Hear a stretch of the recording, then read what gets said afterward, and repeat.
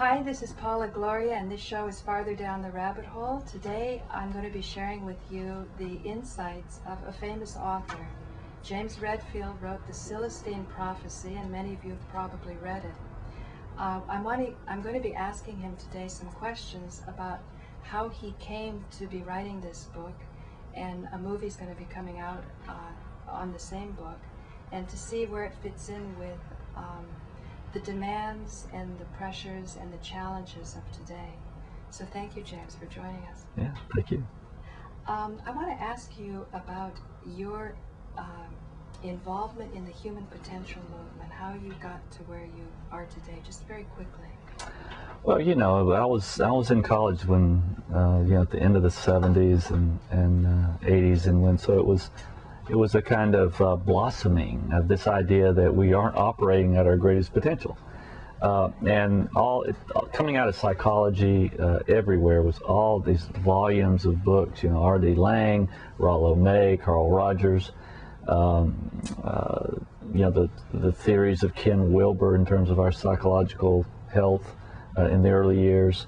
Ernest Becker was a social philosopher of the 60s who was very influential. Martin Buber, yeah. You know, all those, the early books that have, so many of which are out of print now. It's a shame. Right. But it was a blossoming of consciousness about human potential, and that we could be more than we thought we could be, and that society expects us to be. Right. And you know, it was a magic time, and its effect on me was to bring up the fact that it was still too psychological, that the real liberation, the real unfolding of our potential happens when we make a deeper spiritual connection, and we integrate many of the ideas of the East into Western consciousness. Sri Aurobindo, for instance, influenced me a lot because he had this evolutionary theory of the world going somewhere. Beyond personality? The theory of the evolution going somewhere, I'm suggesting beyond personality, because you said psychologically based. Well, it wasn't turning you on, or there was some limitation well, in all of what you were studying? Well, not all of it. I'm saying that Sri Aurobindo made it more of a spirit, and put it in a spiritual context. So that you know, it began. My conclusion was that, hey, there needed to be more of a kind of spiritual understanding that incorporated all that we needed to do psychologically to clear ourselves. But in the end, that clearing was dependent on having a spiritual connection that made us feel as though a new identity was forming, that we had a higher self that was smarter and wiser, and that could let go of the old scripts and the old psychological hang-ups. So again, that's in a moment. Very quickly, in a moment. And then, can you relate to the moment you had the vision, because you said you were in the woods or the forest, and how that unfolded? Well, you know, my vision was of my own. That vision you're talking about was a birth vision, which was a kind of vision of what my life could be, and seemed to be wanting to be. So, yeah, it happened in the deep woods. It was just a vision, you know, kind of a really strong daydream, the kind of thing that all of us have. It was kind of like a reference point, though, later on to evaluate things. It became something that was deep inside you. Well, what happened was that things would, you know, when I'm following my intuitions and interests, things would happen that I remember were, you know, those occurrences. They were in the daydream I had in terms of how my life could go, which gives it a sense of destiny. You know, that, hey, maybe there is some plan for my life that I can learn to cooperate with and evolve within. You know, that's, I think it's true for everybody, of course. Great.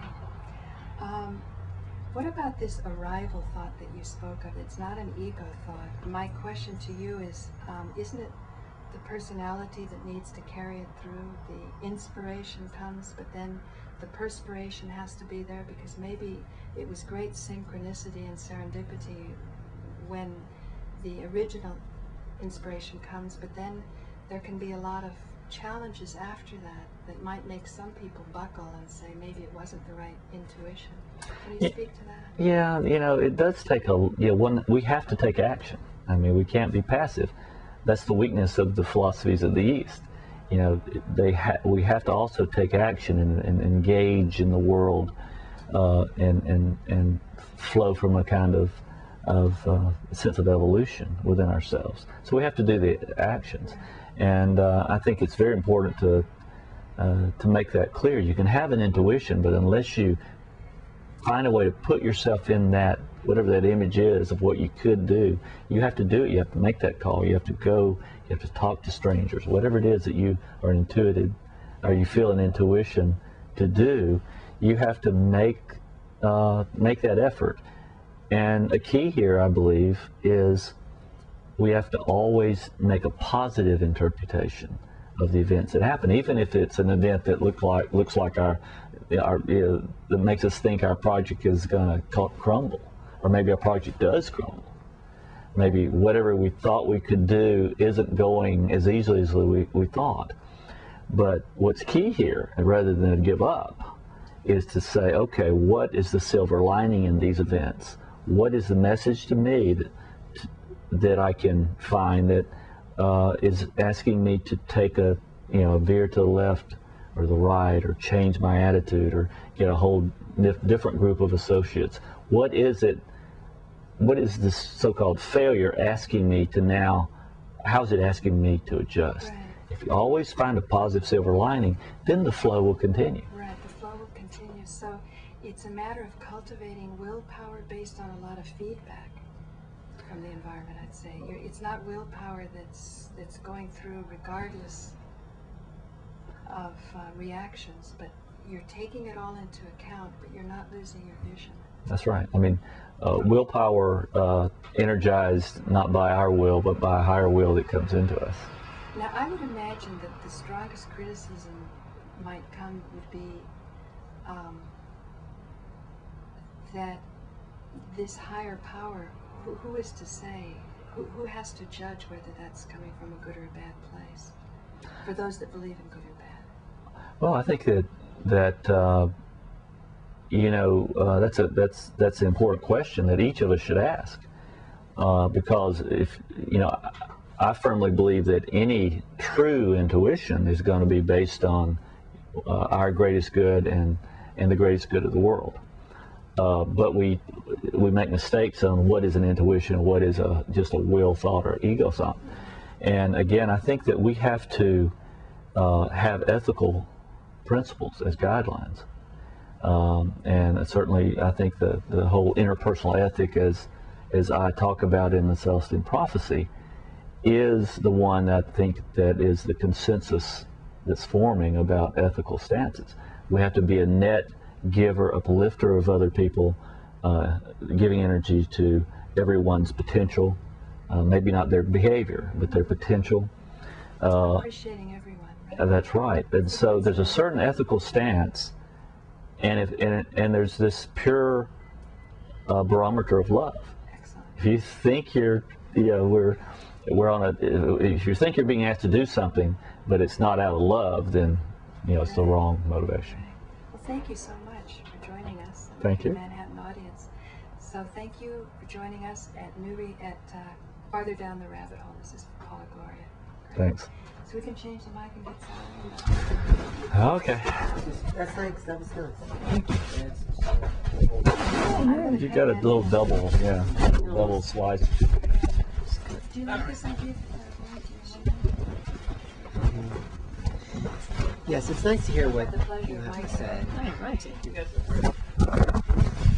This, yeah. The other side. No, that's fine. This side like this.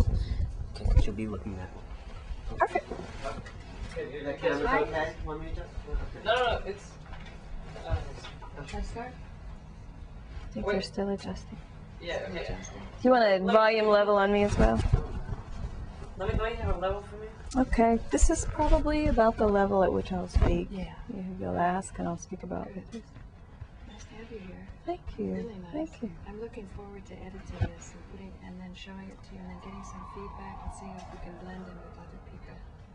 Like Karen Burke, I haven't talked to you about at the Kabbalah Center. Oh, oh. So, Okay, whenever you're ready. this is Paula Gloria. And what was the inspiration of that scene? You know, James talked about that in the Celestine Prophecy, about being able to see the beautiful auras around plants. And when we were developing the film, it was real important that we give visuals on the things that he wrote about and talked to us about. Right. And as a woman, do you feel that, because I noticed in the trailer it was a woman that was pointing to this. Yes. Is this at all autobiographical? Oh, I don't know. I'm sure that some of the things that James and I've done together came into play in his thoughts about that. But maybe it, to me, relates more to how a mother will guide her children, a child, and show them the world in a particular way. And maybe how, as women, we tap into that intuition more readily than perhaps a male might, or a typical male might. And do you think that tapping in is kind of helpful in maintaining a vision? Because you heard earlier we were talking about inspiration versus perspiration. Yeah, I think so, definitely. I think, and you probably find this true, the days that I really listen to my intuition, they feel much more productive. I feel like I'm in touch with that guidance. I mean, do you feel that way as well? Yes, I mean, the idea of seeing auras around plants seems to be the ability to hold a focus, to sustain a longer thought. Yes. And when you sustain the longer thought and you see something more than what is normally seen, the greater beauty, you derive nourishment or inspiration from it. And so you can stay focused on something that others might be uncomfortable with. Because Exactly. yeah. And you know what I think it helps us do too is that, let's say we've lost someone we really love, and we wish that we could tap into them on a particular day. And I think if we can get as detailed as seeing lights around plants, then what's to say we cannot communicate with our deceased grandmother or brother or parent? Right. You're talking about seeing more than what's initially seen. Yeah. That's very exciting. Yeah, it is. Well, anyway, thank you so much for joining us and sharing these subtler thoughts from a feminine perspective. Thank you. Yes, thank you. And thank you for joining me. I'm Paula Gloria. This is Farther Down the Rabbit Hole. You didn't want to pursue any of those little... I would like to go on for a long time, Yeah. but I'm feeling a lot of pressure. Oh, bless your heart. There are only 3 people going. Yeah, I know. Do we I get know. enough? I mean, let me edit this. Let me get some feedback from the want to Manhattan ask one more audience. question? We have time. But they don't have time. We got 5 minutes. Yeah, let's do it. What would you like to You ask? were going a little deeper there. I know I'm going deeper. Yeah, let me I think know. about. Do Use you want this to build opportunity. upon that concept of? I mean, eventually, someday, I would like to get to Buckminster Fuller talking about scarcities being transcended, because he said it's not a moral or ethical phenomenon. That's a huge direction. We need more That's a time. huge rabbit hole. You're right. Right. But Um, but I liked what you were saying about, well, certainly contacting the deceased is a Right. huge topic. I think that's good, going in that direction. About Okay, the let's subtle reality. let's just go wherever you want on that. And I'm thinking, how could we tie the film into it? I mean, I don't want to be a walking billboard, but if there's another way to mention it, sure would be great. Or maybe about how do you actually illustrate Oh, those no, principles? no, I got it. Okay. How did some? Let me ask. Okay, Just all right. let it be Rolling, fresh, rolling? okay? Okay. Fine. Do you think in any way your ability to derive nourishment or inspiration from deceased people who have helped to shape your beliefs and principles and values, that even when they're gone, did you feel in any way that being able to tune into them helped in making this movie happen? Because everyone knows it's an enormous challenge to get a movie happening. Sure. Oh gosh, I definitely feel we were guided. James has lost his mother and father, and I really feel that their presence was there with us in the film. And it's so odd, it showed up in a lot of ways, and I'll tell you, I always feel very connected to my grandmother, whom I believe is around me, but I think about little seeds that she planted when I was a child, things she said or things that she did, that now are blossoming for me. I finally understand what she meant. it makes sense now to me. But she knew that she would not be with me forever, so she gave that Well, she gift to surely me. didn't know you'd be making a movie. No, she didn't. What do you mean when you say things Well, I that you think didn't that understand and what she meant? trusting my intuition, stepping up to the plate when it's my turn to do something that matters in my life, things like that. Do you think she went through those challenges in her own life? I do. I do. And do you think she didn't step up to the plate as much as she wanted you to do it? I think so. That there's an evolution now going on with women? I think so. I think that because she lived in a different time. She did not have the same opportunities, and she wanted to help pave the way for me and for other women. And I think, yeah, maybe she had some regrets, and she wanted to be sure that I took those opportunities that were around me that she did not have. Right, right. So do you feel like on a very practical level that maybe there was a certain low moment in getting the movie, some, glitches, because little things happen, it's not all Sure. a cinch. Yeah. Did tuning in to your grandmother, for example, seem to help? I think maybe tuning in to not only my grandmother, but a lot of my guides, a lot of people that guide us through life. For instance, there might have been some moments before James and I found all of the actors, or before we found the right locations, where we questioned, do we really want to move forward with this film? And it's almost like there was an unseen force pushing us forward. And I choose to believe it's those loved ones that have gone on, or some kind of universal push. Very interesting. At the Ramtha School of Enlightenment, they emphasize studying science and that we should introduce the concept of living 200 years, 250 years, and science, stem cell research seems to support that. If that's not the case, because we normally live, 80, 100 years, Yeah.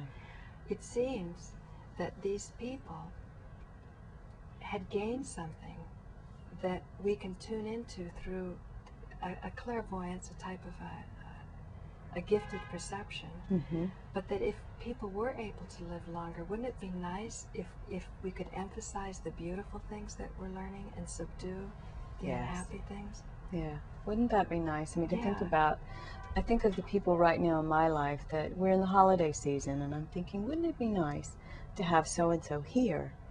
Right. So. Right. So we're bringing them through our facility of intuition.